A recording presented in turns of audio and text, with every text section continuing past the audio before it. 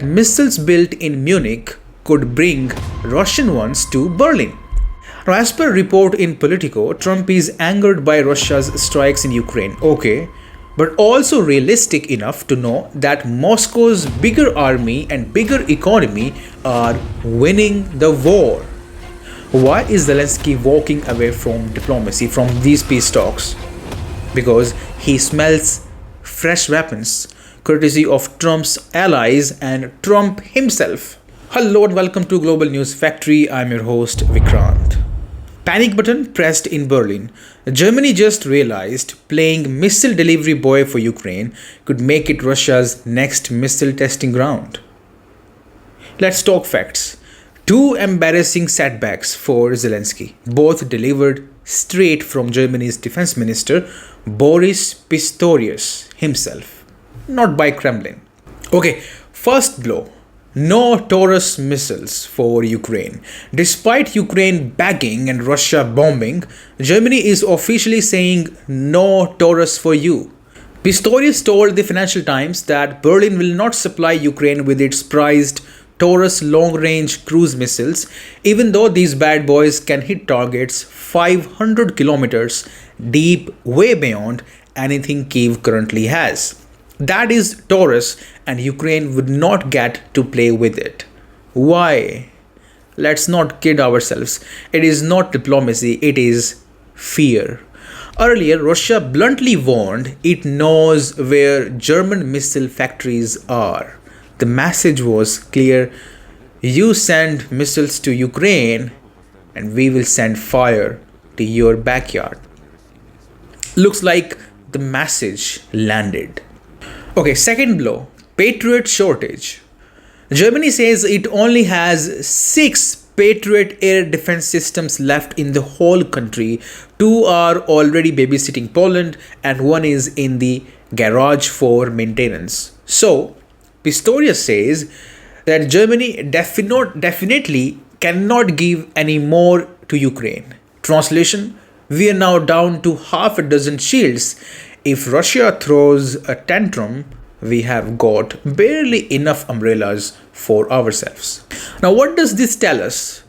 Germany may be quietly backing off, not because they love peace, not because they do not love the green t-shirt and lots of money from war economy, but because they are scared stiff that missiles built in Munich could bring Russian ones to Berlin. Yet, here is the strange twist.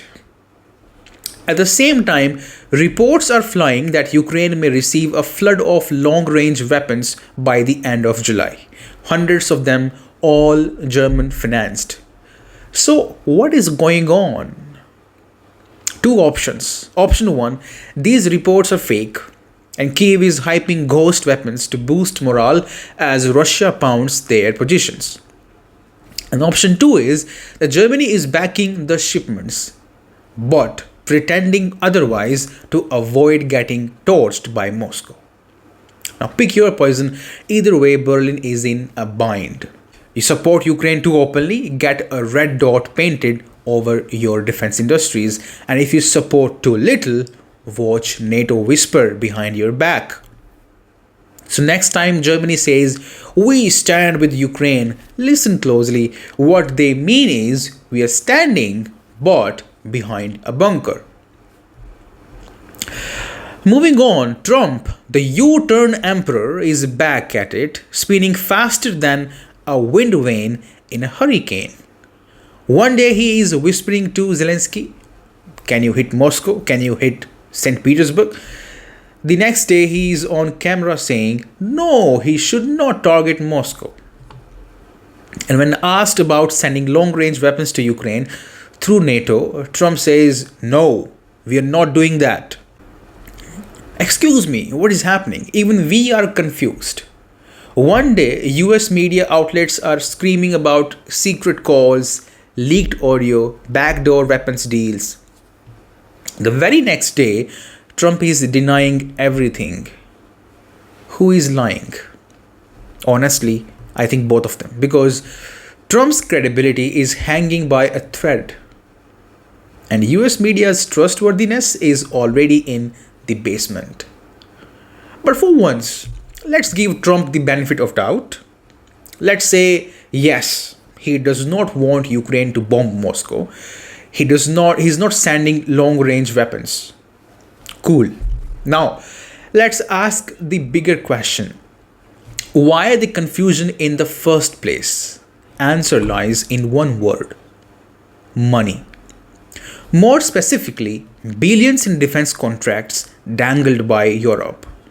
Now, as per report in Politico, Trump is angered by Russia's strikes in Ukraine. Okay, but also realistic enough to know that Moscow's bigger army and bigger economy are winning the war. Yes, a White House official literally told Politico, the president's view is Russia is going to win. It is a matter of how long it takes. That is true honesty, if you ask me. So, why is he even pretending to push harder against Russia if he knows Moscow is going to win? Because Europe played him. At the NATO summit, EU countries pledged 5% of GDP towards defense spending, right? That is hundreds of billions in fresh contracts for the MIC, the US defense giants. Trump saw the pile of money and turned the heat on Russia. Even Lavrov sees through this circus, the Russian foreign minister. He said Trump is under improper pressure from EU and NATO, forced to act tough even when he knows Russia is going to steamroll Ukraine eventually.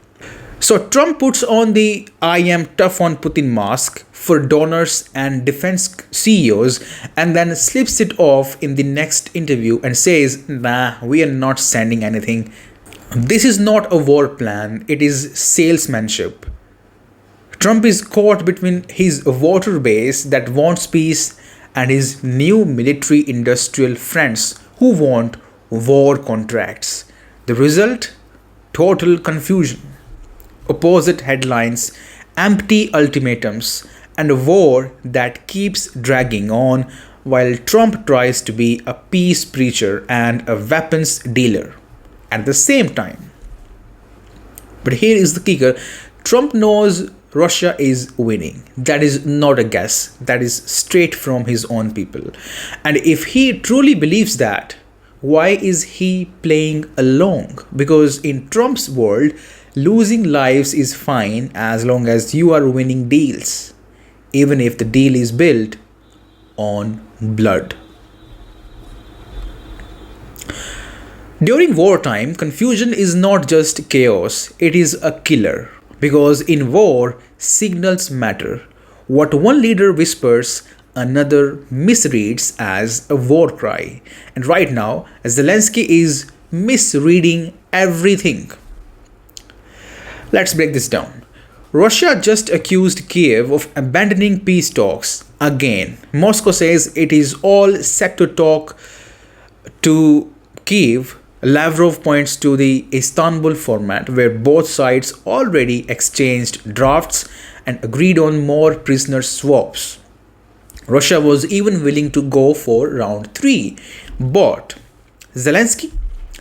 He ghosted the invitation. His top negotiator, Rustem Umerov, is being shipped off to Washington as ambassador. So if there is no Kyiv delegation left, who is supposed to sit at the table? Now ask, why is Zelenskyy walking away from diplomacy, from these peace talks? Because he smells fresh weapons, courtesy of Trump's allies and Trump himself. You look at the timing. As soon as reports came in that Trump might send Patriots, confiscate Russian funds, and work through NATO to supply weapons, Zelenskyy shifted gears.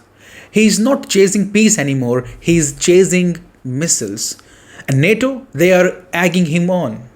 Mark Rutte, NATO's chief motivational speaker, says that Germany, UK, Finland, Sweden, Denmark, Norway, Canada, oh my god, all are sending more firepower to Ukraine in coming days.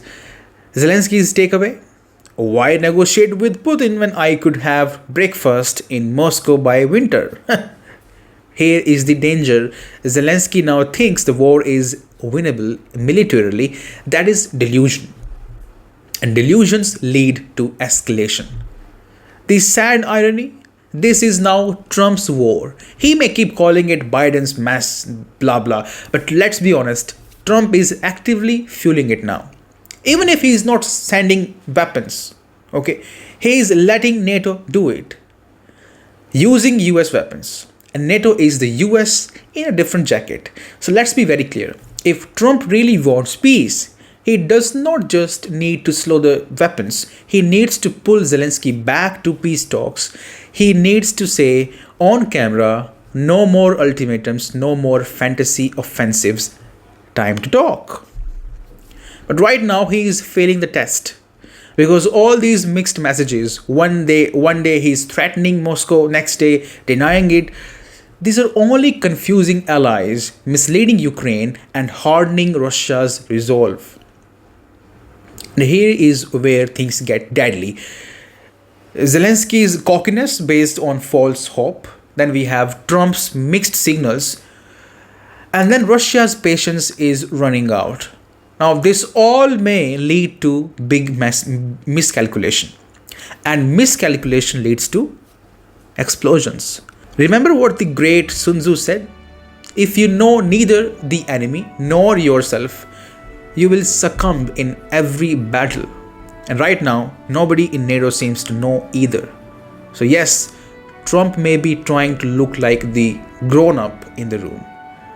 But if he does not rein in this madness and force real diplomacy, he is not the solution, he is the accelerant. And that is all for now. Thank you very much for staying with me. You're watching GNF.